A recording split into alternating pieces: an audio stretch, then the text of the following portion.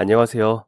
저는 어려서부터 공부에 욕심이 많고 열정이 넘쳤지만 공부머리가 뛰어나지는 못했던 지극히 평범하고 별 볼 일 없는 남자입니다. 미숙아로 태어나 또래 아이들보다 몸도 마르고 연약했던 저는 겉으로 보기에도 타고난 성격이나 IQ로 보아도 어디 하나 매력이라곤 찾아볼 수 없는 그런 존재였습니다. 어린 시절에야 뭣도 모르고 나를 친구로 대해주는 같은 반 아이들 덕분에 제가 남들보다 아주 후지다는 것도 보잘것없는 사람이라는 것도 전혀 눈치를 못 챘어요. 하지만 누구에게나 오는 사춘기 시절은 저에게도 제 친구들에게도 어김없이 찾아왔고 중학교 2학년, 조금은 어린 나이에 학교 친구들과 조금씩 멀어지게 되었습니다. 1학년 때까지만 해도 친하게 지냈던 친구들이 각각 다른 반에 배정을 받게 되면서 자연스레 멀어졌고 2학년 반에는 처음 보는 아이들이 많았습니다. 그중 한 무리가 제 옆을 지나가다가 코를 킁킁거리기 시작했고 그것이 제 외로운 학교 생활의 시작이 되었어요. 아, 뭐지? 어디서 쉰내 나는데? 쉰내가 나는 아이. 셔츠 두 벌을 매일 세탁해서 다리미로 다려입는데도 제게는 쉰내가 난다더군요. 처음 그 말을 들었을 땐 발뺌을 하고 아니라고 성질을 내다가 두 번, 세 번 반복되었을 땐 애들 몰래 화장실에서 셔츠를 벗은 채 코를 박고 미친 사람처럼 냄새를 맡아댔습니다. 저만 느끼지 못하는 그 쉰내라는 냄새의 정체를 찾기 위한 몸부림이었어요. 빨래비누로 군데군데마다 문질러 깨끗하게 헹구어서 거실방 천장을 따라 줄지어진 빨랫줄에 널려있던 저의 교복 셔츠. 새하얀 비누를 묻혀 벅벅 문질러대면 그 박자에 맞추어 졌다 폈다 하던 손등이의 주름들. 매일 세탁을 하는데도 때국물이 나온다고 저희 할아버지께서는 구시렁대셨습니다. 그럼에도 할아버지께서는 변함없이 제가 학교를 마치고 돌아오자마자 셔츠를 가지고 빨래판 앞에 자리 잡고 앉으셨습니다. 비가 오는 날에도 눈이 오는 날에도 찬바람이 부는 날에도 뜨거운 더위가 기승을 부리는 날에도 제 셔츠는 할아버지의 손끝에서 새로운 생명을 얻고 또 얻었어요. 저녁을 먹고 거실에 누워 말없이 텔레비전 속 야구 경기를 시청하시다가 9시가 되면 무심하게 빨랫줄에 걸려있던 덜 마른 셔츠를 가져다가 다림질을 해주셨던 할아버지. 그렇게 할아버지께서 온 정성을 쏟아주신 나의 자랑스러운 교복 셔츠가 놀림거리가 되더니 견딜 수 없는 수치심이 들었고 감당하기 힘든 괴로움이 들었습니다. 쉰내라는 단어를 처음 들어봤으니 쉰내가 무엇인지도 알지 못했습니다. 누구를 붙잡고 물어보기도 힘든 상황이었고 아이들은 점점 더 저를 보며 쉰내난다 떠들기 시작했어요. 1학년 때 같이 친하게 지내던 친구들마저 복도에서 마주치면 저를 피하기 시작했습니다.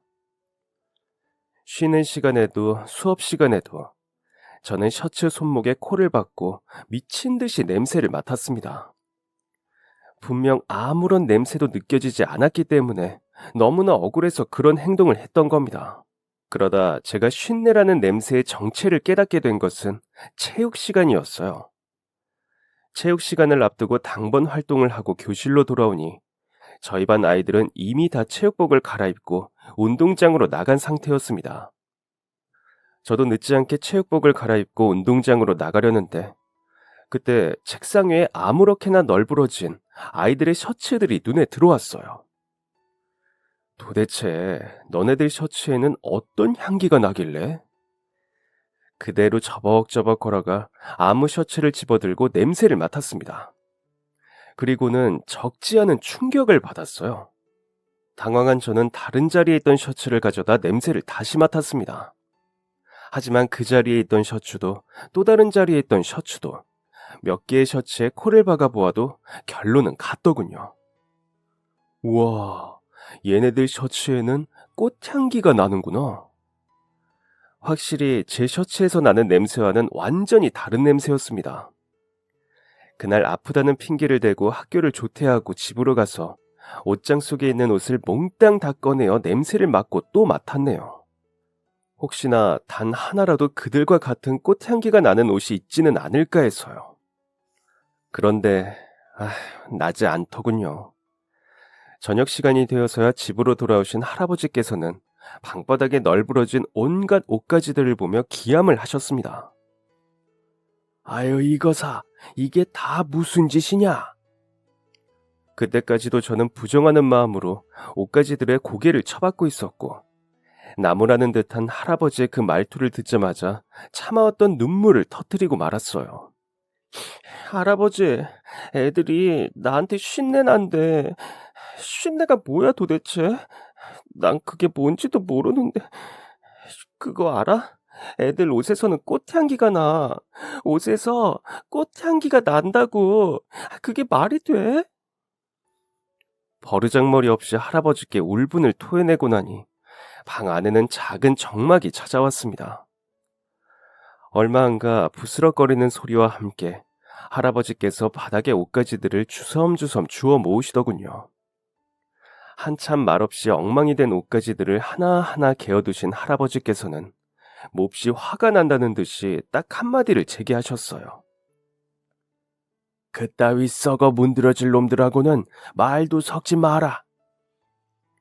그날 정말 이불 속에서 밤새워 눈물 콧물을 쏙 뺐습니다. 할아버지께서 말씀하신 그 썩어 문드러질 놈들이 거의 전부였으니 미칠 노릇이었어요. 아무하고도 말을 섞지 않으면 나는 누구와 친구를 할 수 있을까? 할아버지는 왜 내 말을 이해 못하실까? 막막하고 억울한 마음에 밤을 꼬박 지새웠습니다. 그리고 이틀 후 아침에 일어나 교복을 입던 저는 제 코를 의심하고 말았어요. 킁킁 수십 번을 다시 맡아보아도 분명 그것은 꽃향기였거든요. 애들 것보다는 훨씬 희미하고 옅었지만 틀림없이 꽃향기였습니다. 할아버지, 이거 뭐야? 어떻게 한 거야? 여쭈어 보아도 할아버지께서는 그저 대접그릇에 담긴 단감을 깎기만 하셨고 화장실로 달려가 빨래판 위에 올려진 비누를 발견하고 나서야 그 향기의 정체를 알 수 있었습니다. 분홍빛이 도는 아주 동그란 비누. 친구들 옷에는 꽃향기가 난다고 울부짖는 손주를 위해 오래된 빨래비누를 저쪽 구석으로 치우고 분홍빛 도는 세숫비누로 셔츠를 손빨래 해주신 것이었어요. 그날 하루만큼은 학교에 가는 길이 내내 즐거웠습니다. 날아갈 것 같은 기분, 이제 그 지긋지긋한 쉰내로부터 해방되었다는 기쁨, 아이들이 이제 더는 저를 피하지 않을 것이라는 확신. 학교에 가니 아이들은 저를 더는 놀리지 않았습니다. 지나가며 꼭 한 번씩은 들려왔던 쉰내 공장이다 하던 소리는 더 들려오지 않았어요. 하지만 딱 그뿐이었습니다. 놀림은 사라졌지만 아무도 제게 말을 걸지 않더군요. 먼저 다가가 보아도 다들 말없이 저를 피하기만 할 뿐이었습니다. 그렇게 저의 지독히 외로운 학창시절이 시작되었어요. 괴롭고 끔찍하고 처절하면서도 가장 무서운 것은 그런 환경 속에 도저히 적응할 수가 없었다는 것입니다. 그렇게 저는 중학교를 친구 하나 없이 졸업을 했습니다. 고등학교 입학 후에는 늘 자신감이 바닥이었습니다. 덩치가 산만해지는 아이들도 있고 똑똑해서 집이 잘 살아서 어깨를 당당히 펴고 걷는 아이들 사이에 저는 늘 돌연변이 같은 존재였어요. 변해버린 성격 탓인지 아니면 자라면서 자연스레 드러나는 빈부격차 때문인지 그게 아니면 정말 제가 이상한 아이라서 그랬던 것인지 제게는 친구가 하나도 없었습니다. 정말 잔인했던 것은 그와는 별개로 그 누구도 제게 관심을 두지 않는다는 점이었습니다. 안티팬도 팬이라는 말 혹시 들어보신 적 있으신가요? 싫어하고 미워하는 것도 관심이 있고 애정이 있어야 가능하다는 의미로 알고 있는데요.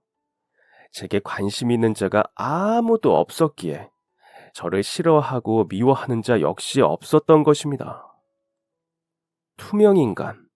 사람의 몸이 투명하게 바뀐다는 생각 자체만으로는 놀랍고 재미있는 상상이지만 투명인간과도 같은 처지가 되어본 저로서는 아, 글쎄요. 추천하지 않습니다. 정말 외롭고 처절한 시간들이거든요. 그래도 그 시간을 무사히 떠나보낼 수 있었던 것은 교과서 덕분이었습니다. 외로움을 이겨낸다기보다 외로움을 잊어낸다는 것이 알맞은 표현이겠죠.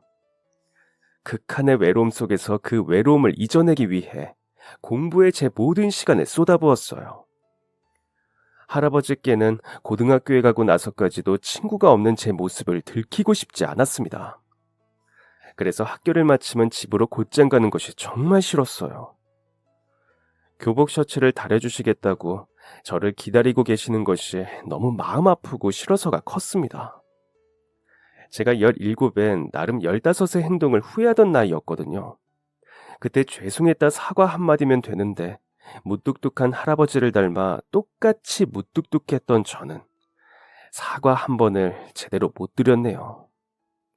아무튼 그래서 학교를 마치고 집으로 가기가 싫었던 저는 야간 자율학습이 다 끝나고 난 후에도 느릿느릿 교실에 남아 교과서를 들여다보았습니다. 하도 읽어 너덜너덜해지고 앞뒤 내용을 수업과 상관없이 모조리 외워도 모자랄 정도로 보고 또 보았어요. 웃긴 건 그렇게 했는데도 막상 제 머리에 남는 내용은 별로 없었다는 것입니다. 학교 경비 아저씨께도 처음에는 학생 하나가 학교가 끝났는데도 열심히 책을 들여다보고 있으니 기특해 하시다가도 하루 이틀 반복되니 집으로 들어가라 말씀을 하셨어요. 그렇게 교실에서 쫓겨난 저는 학교 운동장에 있던 등나무 아래에 발걸음을 멈췄습니다. 어? 여기서 뭐하니? 눈을 둥그렇게 뜨고 종이가 찢어져라 책 위의 글자들을 노려보고 있던 저를 발견한 사람은 바로 저희 담임 선생님이었습니다. 아마 좋은 말로 해도 집으로 가지 않는 저를 걱정하신 경비 아저씨께서 담임 선생님께 따로 연락하신 것 같았어요. 저는 그 상황 자체를 모면하기 위해 대충 그럴듯한 핑계를 댔습니다. 집에는 가기 싫고 공부는 하고 싶고 그래서요. 어쩌면 경비 아저씨께서 그랬던 것처럼 공부에 대한 제 열정을 기특해 하시지 않을까 하는 어긋난 기대를 하면서 말이에요. 그런데 공부를 하고 싶다는 제 말은 들리지 않는지 집에 가기 싫다는 말에만 초점을 맞추는 선생님이 그때는 얼마나 밉고 싫었는지 모릅니다. 그래도 집에 들어가야지. 공부는 집에 가서도 얼마든지 할 수 있잖니. 혹시 집에서 공부하기가 힘든 상황이니? 선생님 입에서 그런 말이 나왔을 땐 순간적으로 짜증이 나기까지 하더군요. 좋은 의도로 걱정을 담아 건넨 질문이었겠지만 저는 제가 또 할아버지를 힘들게 할 상황이 생길까봐 덜컥 겁이 났던 것입니다. 그래서인지 천하의 버르장머리 없는 버릇이 튀어나와 엄마 뻘이던 선생님께 함부로 말을 하고 말았어요. 관심 끄세요. 선생님은 핸드백에 올려져 있던 양손을 가져다 팔짱을 끼셨습니다. 그리고는 좋아, 네가 그렇게 공부가 하고 싶으면 어디 한번 해보렴. 대신 다음 수업 시간에 치를 쪽지 시험에서 100점을 맞아야 허락해 줄 수가 있어. 라고 말씀하셨어요. 거기까지 들은 제가 처음으로 든 생각이 무엇이었는지 선생님께서 아신다면 아마 배꼽을 잡으며 뒤로 넘어가실지도 모르겠습니다. 쪽지 시험 100점? 할만한데? 저 자신을 믿어도 너무 믿었던 저의 근거 없는 자신감이었어요. 매일 진리도록 교과서를 들여다보았으니 따로 시험을 치지 않아도 그 내용을 다 외우고 있다 믿었던 저였습니다. 그리고는 기다리고 기다리던 쪽지 시험 시간이 다가왔고 교탁 앞에 선 선생님께서는 반 아이들을 향해 말씀하셨어요. 자, 오늘 너희들이 애타게 기다리던 쪽지 시험 보는 날이지? 선생님이 이번에 너희들을 위해 아주 특별한 선물을 준비했거든. 오늘 시험에서 100점 맞는 애들, 너희들은 야자 시간 후에 등나무 아래에서 추가로 자유롭게 더 공부할 기회를 주겠다. 어때? 다들 욕심나지? 100점 맞고 싶지? 자, 3번, 아자아자. 선생님께서는 진심으로 좋은 선물이라는 듯 아이들을 향해 말씀하셨고 곧이어 교실 곳곳에서는 탄성이 터져 나왔습니다. 등나무 아래가 웬 말이냐며 모기밥 된다는 둥, 야자를 마치고 나서까지 학교에 있고 싶지 않다는 둥, 공부가 어떻게 선물이 되냐는 둥 불만 가득한 소리들이 교실을 가득 채웠어요. 그때 교탁 앞에서 그런 아이들 사이로 저를 물끄러미 바라보시던 선생님과 딱 눈이 마주쳤고 저는 꼭 속마음을 들키기라도 한 것처럼 당황하며 그 눈을 피했습니다. 저도 사실 공부가 좋아 책을 보는 게 아니었으니까요. 외로움을 잊기 위해서, 그리고 그런 학교 생활을 할아버지께 들키고 싶지 않아서 도망치듯 찾아낸 피난처가 교과서였던 것일 뿐이니까요. 그리고 그날 당연하게도 저는 그 쪽지 시험을 통과하지 못했습니다. 너무나 당연한 결과였지만 어쩐지 저는 매우 큰 충격에 빠졌어요. 다 외웠다고 생각한 것이 그렇지 않은 게 되어버렸으니 저 자신에 대한 실망감, 배신감이 어마어마했습니다. 그날 그 수업이 끝나자마자 저는 시험 종이를 들고 교무실로 향했습니다. 선생님, 제가 온종일 교과서를 앞뒤로 빠짐없이 반복해서 봤어요. 분명 다 외웠다고 생각했는데 점수가 왜 이럴까요? 선생님께서는 제 시험지를 물끄러미 보셨습니다. 그리고는 그 시험지를 반으로 탁 접으며 이렇게 말씀하셨어요. 읽기만 한다고 다 외워지면 우리 반이 왜 전교 꼴등반이겠니? 수찬아, 역사라는 것은 실제 일어났던, 실제 살았던 사람들의 일대기들을 묶어놓은 것이니 외우기만 하기보다 이야기를 이해하려고 하다 보면 더 도움이 될 거야. 반면에 수학 공식이나 영어 문법 같은 것들을 잘 외워둔다면 공부하는 것에 도움이 되겠지? 저는 고개를 끄덕였습니다. 다 알고 있는 내용이었지만 어쩐지 그렇게 한 번 더 듣고 나니 제가 얼마나 무식한 방법으로 공부를 하고 있었는지 알 것 같더군요. 그렇게 깨달음을 얻고서 용기 내어 선생님께 제 마음속에 있던 진짜 본론을 끄집어냈습니다. 그럼 앞으로 그렇게 공부를 해보고 싶은데 야자 끝나고 등나무 아래서 공부를 하다가도 될까요? 그랬더니 선생님께서는 트레이드마크처럼 늘 끼고 계시던 주홍빛이 도는 무태안경을 벗어 머리 위에 걸치곤 맨눈으로 저를 바라보며 한숨을 쉬셨습니다. 수찬아, 이리 앉아봐. 선생님한테 말로 이야기하고 싶지 않으면 일기라도 써볼래? 네가 무슨 어려움을 겪고 있는지 선생님이 알아야 너를 도와줄 수가 있어. 선생님이 빈노트 한 권 줄 테니까 여기에 오늘부터 일기를 써. 그럼 가끔가다 선생님이 네가 쓴 일기를 읽을게. 너한테 난 아무 말도 하지 않을 거야. 그냥 읽기만 할게. 의도했던 것과는 다르게 전혀 생뚱맞은 노트 한 권을 손에 쥐고 교무실을 나서면서 저는 마음의 혼란을 겪었습니다. 아무 의지할 곳 없던, 친구도 없고 늘 외로운 뿐이었던 학교에서 누군가와 이렇게 대화를 한다는 것이 뜻깊었던 것 같아요. 내심 그 노트를 들고 걷는 복도가 너무 설레었습니다. 그래서 그날 밤 야자 수업을 마치고 집으로 가는 길, 몰래 공책을 꺼내어 삐딱한 글자로 써내려갔습니다. 수요일, 담임 선생님께서 일기를 쓰라고 노트를 주셨다. 뒷말이 너무 쓰고 싶었지만 몇 번 허공에 연필을 흔들다 그대로 공책을 덮었어요. 언젠가 저의 일기를 들여다보실 선생님께 전하는 말 같아서 나쁘끄러워 뒷말은 차마 적지 못했습니다. 누가 내게 관심을 가져줘서 생각할수록 참 좋다고, 선생님께 감사하다고. 비록 그 말은 적지 못했지만 저는 매일매일 일기라고 보기엔 다소 창피한 내용의 짧은 문장들을 노트 위에 써내려갔습니다. 그냥 적는 거라고는 온통 뻔한 일과에 대한 내용들 뿐이었지만 하루를 되돌아보는 시간이 나쁘지가 않았어요. 게다가 일기장에 겨우 밥을 먹었다, 오늘은 급식에 꽃게탕이 나왔다 따위의 내용뿐인 것이 창피해 점점 그날 공부한 내용을 적기 시작했는데 그게 아주 조금이지만 내게 도움이 되었던 것 같습니다. 얼마 후 일기장을 꽉꽉 채운 저는 그 노트를 들고 교무실로 향했어요. 공책이 다 떨어져서요. 무뚝뚝한 그 말에도 선생님께서는 붉은 안경 너머로 인자한 미소를 지어주셨습니다. 그러면서 요즘도 학교 마치면 등나무 아래에서 공부를 하고 싶으냐고 물어오셨어요. 저는 고개를 힘차게 끄덕였습니다. 그랬더니 선생님께서는 이렇게 말씀하셨어요. 그 늦은 밤에 제대로 된 불빛 하나 없는 등나무 아래에서 공부가 웬 말이니? 그게 공부가 되겠어? 음, 내가 너 때문에 깊이 생각을 해봤는데 말이야. 아침에 일찍 학교에 나와 공부를 하는 게 어떻겠어? 공부하다 선생님들 출근하시면 모르는 건 물어보러 교무실도 올 수도 있고, 응? 좋잖아.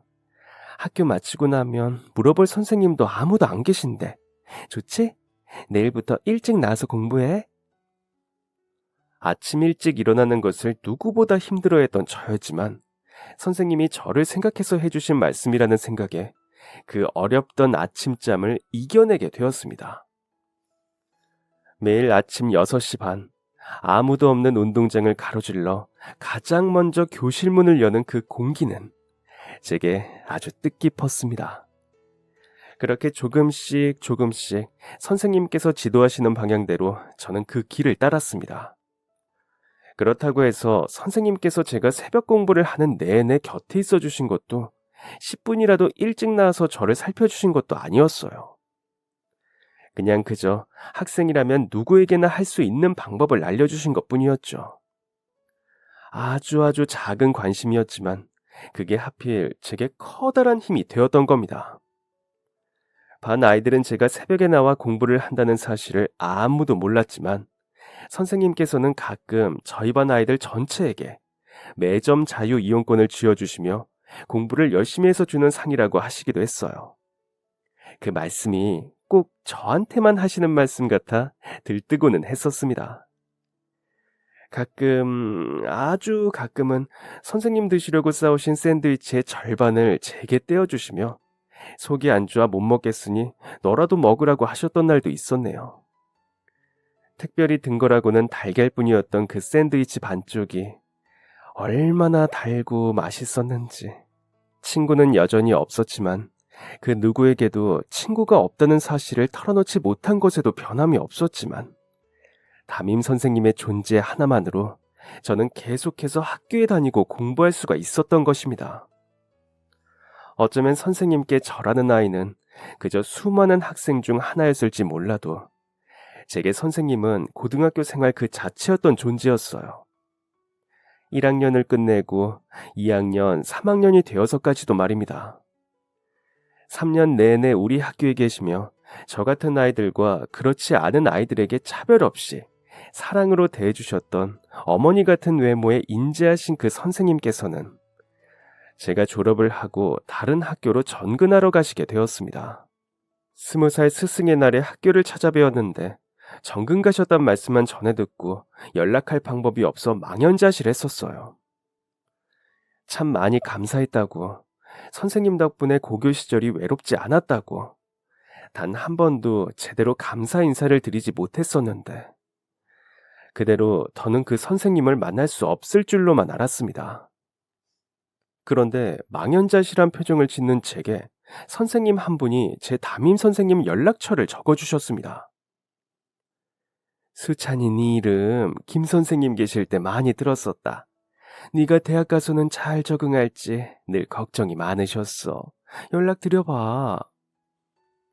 가지런한 숫자가 적힌 메모지를 소중히 꼭 쥐고 학교를 빠져나와 선생님의 번호 11자리를 누르는 동안의 그 긴장감을 이해하실까요? 막상 학교에 찾아와 얼굴을 뵙고 인사를 드리는 것이 아닌 단 한 번도 선생님과 해본 적이 없던 전화통화를 하려고 하니 낯선 마음에 긴장이 되었습니다. 그런데 달칵 전화 연결이 되자마자 선생님께서 하시는 말씀에 거짓말처럼 긴장감이 사라졌어요. 어머, 수찬이니? 방금 막 물리 선생님께 전화 받았어. 수찬이 맞지? 학교 생활은 좀 어때? 괜찮니? 스승의 날이라 찾아뵈었던 것뿐이라고, 졸업하면서 감사하다는 말씀 한 번을 못 드렸던 것이 마음에 걸려 찾아온 것이라고, 제 속을 알 길 없는 선생님께서는 제가 선생님을 찾아온 것이 대학생활 때문이라고 생각하시는 듯 했습니다. 그냥 제게 따뜻하게 잘해주셨던 선생님이 보고 싶어 찾아온 것뿐이었는데 말입니다. 결국 저는 그날도 제 마음속에 있는 속마음을 선생님께 표현하지 못하고 그냥 스승의 날이라서 들렸다고 대충 설명해 드리고는 선생님의 번호를 저장했어요. 전화를 끊으면서 선생님께서 그러셨거든요. 자주 연락해. 그리고 선생님 정근원 학교 멀지 않으니까 언제든지 밥 먹고 싶을 때 연락하고 밥 사줄게. 그 말씀을 찰떡같이 믿었던 저는 선생님께 연락을 드렸습니다. 계신다는 동네 근처에 갔을 때 말이에요. 정말로 선생님께 밥을 얻어먹을 요량은 아니었습니다. 학교에 다니면서 아르바이트를 해서 번 돈으로 제가 직접 선생님께 식사를 대접하고 싶었거든요. 동네에서 꽤 유명하고 인기 있던 한식당으로 선생님과의 약속을 잡고 준비했던 선물을 선생님이 앉으실 자리에 두었습니다. 1년 만에 다시 뵙게 된 선생님의 얼굴에는 왠지 예전보다 더 고단함이 묻어나는 것 같았어요. 그리고 문득 이 자리마저 선생님께는 업무의 연장선일지 모르겠다는 생각까지 들었습니다. 그런데 선생님께서 저를 보시자마자 이렇게 말씀하시더군요. 난 네가 언제 연락 오나 했다. 콩할 만한 고등학교에 있을 때도 내내 힘들어하는 게 눈에 보였는데 커다란 대학에 가면 얼마나 힘들지 예상이 가서 걱정 많이 했어. 혹시나 내 생각이 나서 학교에 찾아왔다가 내가 정근을 하러 갔다는 걸 알고 좌절할까봐 다른 선생님들한테 미리 부탁까지 하고 왔단다. 그런데 1년 만에야 찾아왔네. 잘 지냈어? 어서 네 얘기를 좀 해봐. 선생님께서는 제게 이야기를 해보라고 하셨지만 저는 아무 말씀도 드릴 수가 없었습니다. 고개를 푹 숙인 채 차마 그동안은 함부로 흘리지 못했던 눈물들을 왕창 쏟아냈거든요. 그리고는 거짓말처럼 그동안은 결코 제 입으로 선생님께 할 수 없을 것만 같았던 말들을 뱉어내기 시작했습니다. 선생님, 저한테 진짜 고마운 존재였습니다. 제 고등학교 생활은 선생님이 안 계셨더라면 엉망진창이 되었을 거예요. 다른 것보다 선생님께서 제게 가져다 주셨던 크고 작은 관심들이 저를 계속 살게 했어요. 부모가 없는 아이라서, 할아버지와 단둘이 사는 아이라서, 빨래 세제도 세탁기도 햇볕 한 점도 들지 않는 집에 사는 아이라서 모두가 등을 돌릴 때, 아무도 제 존재를 인정해주지 않고 투명인간 취급할 때 선생님께서 가져주신 그 관심 하나가 저를 지금까지 살게 했어요. 정말 감사합니다. TV에 스승의 날 뉴스가 나오는데 선생님 생각이 났어요. 스승의 날에 가장 큰 감사를 받아야 할 분은 선생님이라는 생각이요. 제가 아직 학생이라서 좋은 거로 대갚아 드리지는 못하지만 제가 더 자라서 취업도 하고 돈을 벌게 되면 선생님께 꼭 좋은 것으로 보답해드리고 싶습니다. 그때까지 귀찮으시더라도 제가 연락을 드리며 지내도 괜찮으실까요? 선생님께서는 고개를 끄덕이셨어요. 그걸 왜 물어보고 결정하려 그래? 나도 마음 다해 가르쳤던 제자가 오래도록 연락을 해준다면 영광이고 기쁨이지. 물론 그 마음만으로도 나는 충분히 고맙고 말이야. 어두운 그늘이 져있던 네 얼굴에 언젠가부터 빛이 드는 걸 보면서 나도 큰 보람을 느꼈어. 지금 학교를 옮기고 나서도 너만큼이나 특이하고 말 안 듣는 학생들이 참 많아. 수찬이 너는 그 중에 가장 특별한 아이였어.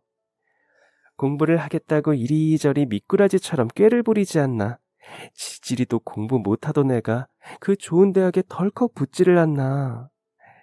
선생으로서는 이보다 더 보람찬 일이 어디 있겠니? 그렇게 저는 그 후로 선생님께 종종 연락을 드리며 지냈습니다.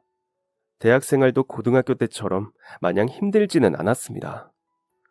그냥 어린 시절보다는 조금 더 친구들 사이에 거리가 있는 느낌이라 오히려 제게는 좋았거든요. 같은 수업을 듣는 같은 학번이라고 해서 꼭 친해져야만 하는 것 아닌 그런 사이들. 밥도 자유롭게 혼자 먹었습니다. 꼭 누구와 같이 식사를 하지 않아도 아무도 이상하게 보지 않는 곳이었어요. 할아버지께서는 좋은 대학에 가서 제 얼굴이 폈다며 좋아하셨지만 사실 그 대학이 아니었더라도 고등학교와는 다른 그 자유로운 분위기가 제 숨통을 트게 했을 것 같습니다. 그렇게 대학도 무사히 졸업하고 저는 한 전자회사에 입사하게 되었습니다. 대학 시절부터, 아니, 어쩌면 고등학교 시절부터 선생님에 의해 인간관계에 조금씩 자신감을 되찾고 있었던 저는 회사에서 아주 좋은 성격의 직원으로 평판이 자자했어요. 사회생활을 하려면 어느 정도는 일부분 연기를 하기도 해야 한다는 것을 깨달은 저는 상대가 원하는 모습으로 제 모습을 바꾸어가며 최선을 다해 회사 생활을 했습니다. 와, 이 박 대리는 회사에 목숨까지 바칠 기세야. 누가 농담식으로 저를 민망하게 만들어도 괜찮았습니다. 목숨을 바치는 것까지는 아니더라도 회사에 충성을 다할 마음은 언제나 품고 있었거든요. 회사에 취업하고 어엿한 직장인이 된 후에 가장 좋았던 점은 바로 저희 할아버지가 더 이상 일을 나가지 않으셔도 된다는 점이었습니다. 회사에 다닌 지 1년 만에 자가는 아니지만 햇빛이 드는 집으로 이사를 하고 할아버지 이제 일 나가지 마. 그냥 집에서 내가 벌어놓은 돈으로 밥 먹고 친구들이랑 놀러 다니셔. 할아버지께 그 말씀을 드릴 때의 짜릿함은 아직도 가슴에 또렷합니다. 아직 집을 사고 차를 사고 돈을 모으려면 까마득하게 먼 세월이 남았다는 것을 알면서도 사시는 동안 내내 저 하나 키우시려 이런 고생 저런 고생 사서 하셨던 할아버지를 놓아드리고 싶었습니다. 그 어깨에 올려진 손주 자식이라는 무거운 짐을 하루빨리 덜어드리고 싶었습니다. 1년 동안 설득을 한 결과 할아버지께서는 제가 일한 지 2년 차에 일을 그만두셨고 더는 빨래판에 손을 비벼가며 손주 옷 빨래를 하지 않으셔도 되는 분이 되었습니다. 솔직히 말해서 정말 뿌듯했습니다. 살면서 가장 잘한 일이 있다면 그거였다고 생각해요. 말단 인턴 사원에서 대리가 되기까지 단 한 번도 회사를 그만두고 싶다는 생각을 한 적이 없었어요. 어쩌면 제 인생의 선생님만큼이나 할아버지만큼이나 고마운 존재가 회사였던 것 같습니다. 저한테 마음을 베푼 것은 없었지만 돈을 벌고 모으게 해주었으니 다른 의미로서의 고마움이 분명히 있었어요. 그리고 그런 고마운 마음에 해가 거듭나면 거듭날수록 그 회사를 제 회사처럼 여기는 마음이 생겨나더군요. 누가 강요한 적도 없고 이야기한 적도 없었지만 저 스스로 그랬던 것 같아요. 비록 회장님께서는 제 이름 하나도 알지 못하시겠지만 말입니다. 그래도 제 삶이 참 단조로웠고 편안했고 저는 그 느낌이 진심으로 좋았습니다. 그러던 어느 날 회사 출근길에 사고를 당하게 되었습니다. 큰 사고는 아니고요. 가벼운 접촉사고예요. 건널목을 건너다가 어떤 사람과 세게 부딪히는 바람에 그 사람이 들고 있던 뜨거운 커피가 제 와이셔츠 위로 쏟아졌습니다. 정말 뜨거웠지만 회사 생활을 하며 버릇이 된 건지 저보다도 상대방을 먼저 챙기게 되더군요. 괜찮냐는 제 질문에 여자는 울상이 되어 가방에 있던 물티슈를 죄다 꺼내 건넸습니다. 뜨거우시죠? 정말 죄송합니다. 저는 괜찮아요. 정말 죄송합니다. 제 가방에 있던 짐이 다 쏟아져 나와 길바닥에 나뒹구는데도 커피를 뒤집어 쓴 제 걱정을 하기에 바쁜 그 여자의 모습을 보고 있자니 거울을 보는 것 같은 기분이 들었어요. 물론 그 상황에서 잘못을 따지자면 여자 쪽이 조금 더 잘못했던 상황이었기 때문에 사과하는 것은 당연하다고 생각합니다. 하지만 뜨거운 커피를 뒤집어 쓴 것은 저뿐만이 아니었거든요. 여자도 소매자락이 갈색 커피로 물들어가고 있었습니다. 하필이면 그런 일을 당한 곳이 건널목 위였던 저희는 부랴부랴 짐을 챙겨 같이 건널목을 건넜습니다. 어색하게 보도블럭 위에 서서 저는 시계를 들여다보며 여자에게 말했어요. 저는 정말 괜찮아요. 그쪽은 괜찮으세요? 여자는 고개를 끄덕였습니다. 출근하시는데 방해된 것이 아니냐며 다시 울상짓는 여자를 보며 서둘러 자리를 피해야겠다는 생각이 들었어요. 얼른 늦지 않게 출근을 해야 하는데 여자와 계속 마주하고 있다가는 지각이라도 할 것 같은 예감이 들었기 때문입니다. 멈춰서서 다시 보니 아, 정말 예쁜 사람이더라고요. 그렇게 저는 와이셔츠를 축축하게 물들인 채 회사로 향하던 발걸음을 재촉했습니다. 그리고 그날 제 모습을 보고 깜짝 놀란 팀장님께서는 제게 이런 제안을 하셨어요. 아유, 이거 화상 입은 거 아니야? 이 소주로 소독해야 할 것 같은데. 오늘 퇴근 후에 골목 포차에서 한잔 어때? 에? 황당한 제안이지만 회사에 다니면서 단 한 번도 그런 자리를 피해본 적이 없었던 저는 그렇게 팀장님의 손에 이끌려 술자리에 참석하게 되었습니다. 그리고 그 자리에는 저뿐만 아니라 저희 팀 인턴 사원부터 주임까지 다양한 직급의 팀원들이 함께했어요. 혼자가 아니라는 생각에 조금 든든했지만 직원들의 표정을 보니 어쩐지 미안함이 들었답니다. 그렇게 한참 술자리가 무르익어갈 때쯤 일어난 일입니다. 누군가 제 앞에 와서 허리를 숙여가며 꾸벅 큰 소리로 인사를 하는 것입니다. 또 뵙네요. 안녕하세요. 괜찮으세요? 아까는 정말 다시 한번 죄송합니다. 자세히 보니 그 인사는 저를 향한 것이었고 인사를 하는 사람의 정체는 아침에 제 와이셔츠에 커피를 쏟았던 그 여자였습니다. 회사 사람들 앞에서 그런 상황이 연출된 것이 퍽이나 당황스러웠던 전 자리에서 벌떡 일어나 그 여자분을 일으키며 괜찮다고 급하게 상황을 수습했어요. 그런데 그때 그 여자를 뒤늦게 발견한 저희 팀 인턴 사원이 자리에서 벌떡 일어나며 말했습니다. 정윤아, 너 우리 대리님하고 아는 사이야?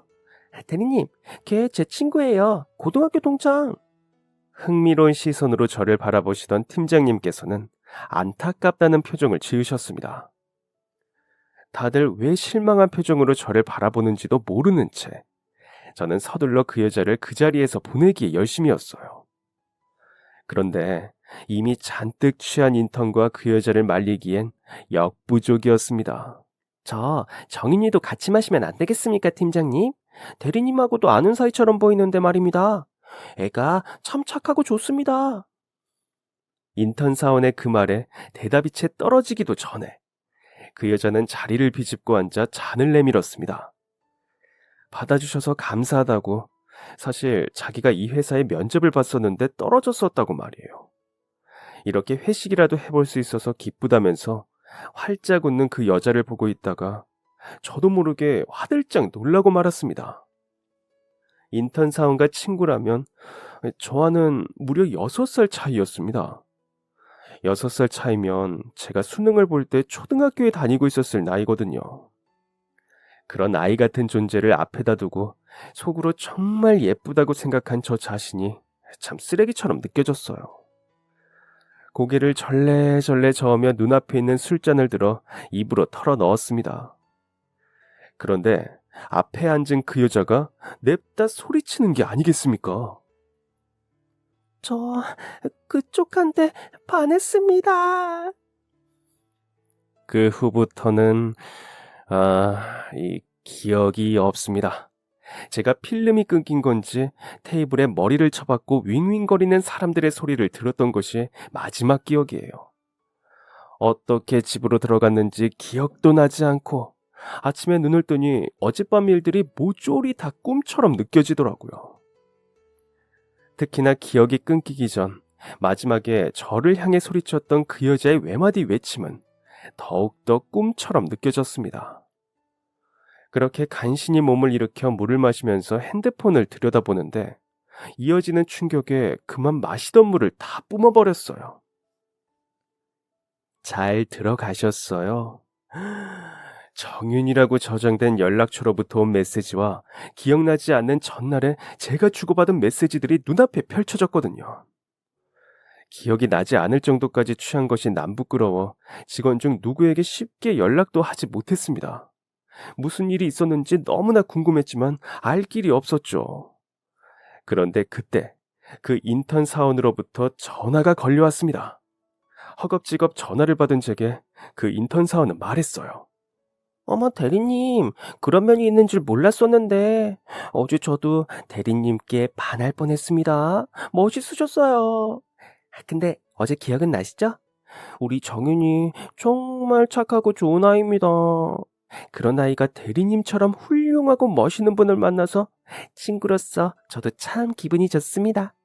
이건 정말 저희가 친구라서 드릴 수 있는 말씀인데요. 제 친구 만나주셔서 정말 감사합니다, 대리님. 알고 보니 술에 취한 정윤 씨가 제게 반했다고 고백을 하다가 자기는 부모도 없이 할머니 손에 자란 사람이라고 자기 사정을 털어놓으며 그런 자기라도 괜찮겠냐고 사람들이 보는 앞에서 제게 물었던 것입니다. 그런데 그때 마침 취해 있던 저는 그런 정윤 씨를 달래거나 진정시키기는커녕 저 역시도 속마음을 털어놓게 된 것이었어요. 저도 할아버지 손에 컸다고 엄마 아빠 얼굴도 기억이 나질 않는다고 하면서 말이에요. 순식간에 술자리는 숙연해졌고 술에 취한 저와 정윤 씨만 아무것도 모른 채 둘만의 대화를 나누더랍니다. 그리고는 제가 다 들으라는 듯이 큰 소리로 외치더라네요. 정윤 씨, 제가 평생 지켜드릴게요. 라고 말이죠.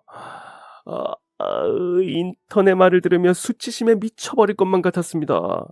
어디서 그런 용기가 나온 건지, 이제 앞으로 팀원들의 얼굴은 또 어떻게 봐야 할지, 또 그걸 지켜보시는 팀장님은 저를 어떻게 생각하셨을지, 눈앞이 캄캄했어요.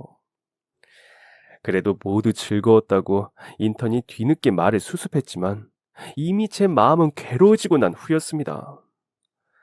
전화를 끊기 전 인턴의 마지막 말. 대리님, 근데 설마 모르실 건 아니죠? 우리 정윤이 상처받아요. 그러니까 그냥 한번 만나보세요. 저 믿고요. 졸지에 6살이나 어린 여자와 연애를 시작하게 된 저는 술에 취해 실수로 그랬다는 말이 상처가 될까봐 차마 입 밖으로 꺼내지도 못하고 그렇게 어설픈 연애를 시작하게 되었습니다. 연애라는 것은 20대 초반에 친구들의 소개팅으로 짧게 만나본 이후로는 처음이었어요. 회사에 제 열정을 쏟아부어대느라 그랬던 것도 있고 어쩌다 보니 자연스레 연애할 일이 없었습니다. 그런데 이렇게 공개적으로 연애를 시작하게 될 줄은 꿈에도 몰랐던 거죠. 그렇게 갑작스럽게 시작한 연애였지만 저희는 꽤 잘 맞았습니다. 6살이라는 나이 차이를 잊게 할 만큼 정윤이는 마음이 성숙하고 생각이 깊은 사람이었어요. 오히려 제가 부족한 게 많아 배울 점이 많았습니다.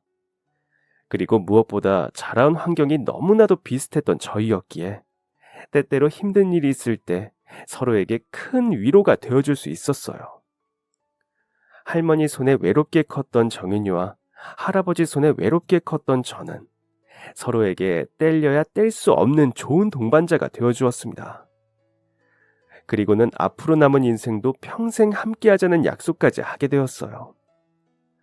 그렇게 저희는 상견례도 없이 서로의 댁에 할머니와 할아버지를 찾아뵙는 것으로 인사를 드렸습니다. 저희 할아버지께서 좋은 분이셨던 것만큼 정윤이의 할머니께서도 따뜻하고 좋은 분이시더라고요. 할아버지께서는 드디어 장가를 간다는 저를 보며 한 번도 보이신 적 없던 눈물을 글썽거리셨습니다.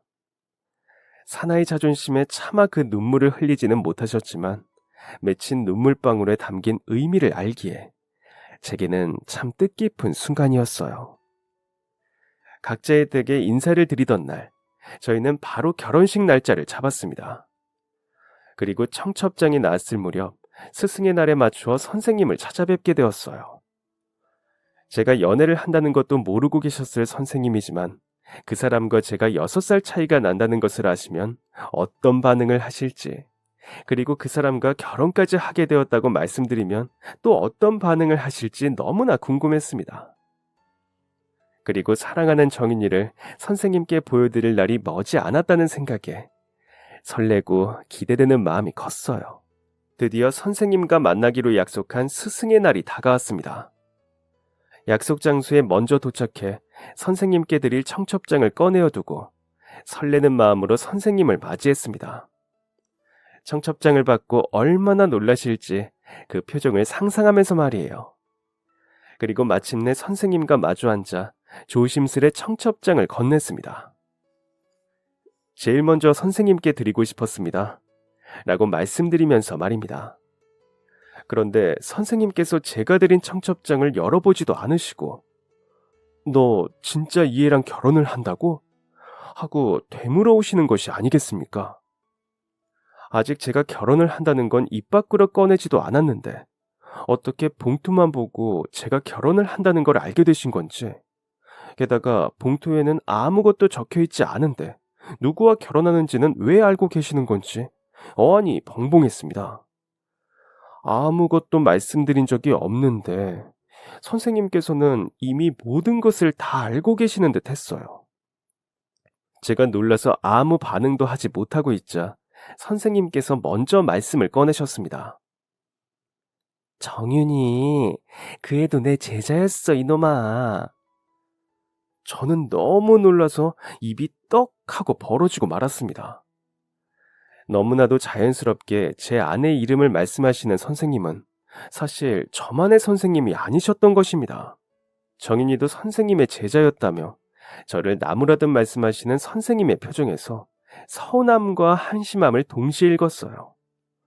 어떻게 그동안 한 번을 먼저 이야기해주지를 않았느냐며 저희 두 사람이 연애하는 것을 정인이 소식을 듣다 알게 됐다고 선생님께서는 그렇게 서운함을 감추지 못하셨습니다. 그리고는 어떻게 6살이나 어린아이와 연애할 생각을 했느냐고 나무라셨어요. 사실 처음에 선생님께 말씀드리지 못했던 이유가 그 때문이었거든요. 나이 차이가 크게 난다는 것을 선생님께서 알게 되시면 틀림없이 한 소리를 하실 것 같았기 때문입니다. 정윤이와 선생님의 관계는 알고 보니 저만큼이나 돈독했습니다. 제가 고등학교를 졸업하고 난 후 전근을 하러 갔던 학교에서 선생님과 정윤이가 만나게 되었다고 하셨어요. 할머니와 단둘이 어렵게 살고 있는 정윤이를 보시고 선생님께서는 저를 떠올리셨다고 합니다. 얼굴에 진 그늘하며 풍기는 분위기가 묘하게 너를 닮아 있었어. 네 생각도 나고 그때 내 생각도 나서 정윤이한테 내 마음이 참 많이 가더구나. 정윤이하고 너하고 다른 점이 무엇인지 아니? 그 아이는 얼굴에 그늘이 있을지언정 아주 밝게, 아주 밝은 웃음을 지어서 상대방을 웃게 하는 능력이 있었어. 자기가 힘든 것을 뒤로 숨기고 밝게 웃을 줄 아는 에너지가 있는 아이였지.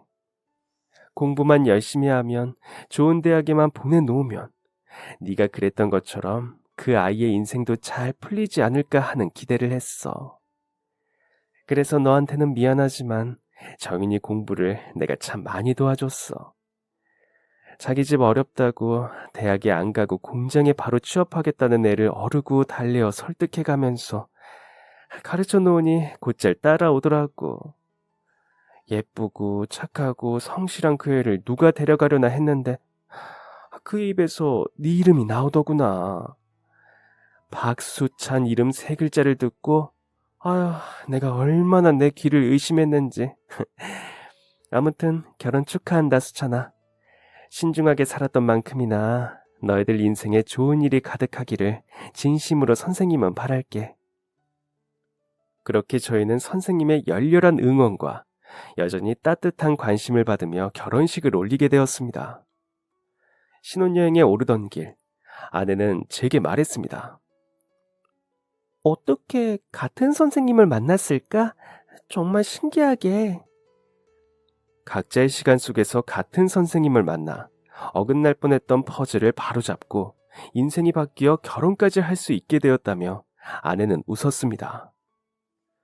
고등학생 시절에 선생님께서 공부를 시키지 않으셨더라면 그날 자기는 그 건널목에 커피를 들고 서 있을 수 없었을 거라고 하면서 말이에요. 저도 선생님이 아니었다면 그렇게 좋은 대학을 나와 좋은 회사에 취업할 수 없었을 것이라고 늘 생각했었습니다. 그리고 그 회사에 다니지 않았더라면 아내의 말처럼 그 건널목에서의 인연을 만날 수 없었겠죠. 결혼한 후인 지금도 여전히 선생님을 어머니 같은 존재로 모시며 잘 지내고 있습니다. 어쩐지 결혼을 하기 전보다 결혼을 하고 난 후에 한 발짝 더 가까워진 기분이 들었어요. 아내도 그렇게 말하더군요.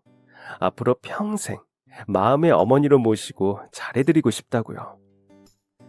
같은 선생님을 만나 같은 꿈을 꾸고 같은 미래를 바라볼 수 있어 정말 행복합니다. 그리고 그 모든 꿈의 길을 열어주신 멋진 선생님, 최영숙 선생님께 진심으로 고맙습니다. 앞으로도 선생님께 부끄럽지 않은 제자가 되기 위해 열심히 살아보려 합니다. 사랑하고 베풀며 선생님이 그러셨던 것처럼 따뜻한 미소로 말입니다. 그럼 지금까지 제 사연 들어주셔서 감사합니다. 사연이 재미있으셨다면 구독과 좋아요를 눌러주세요. 감사합니다. 안녕히 계세요.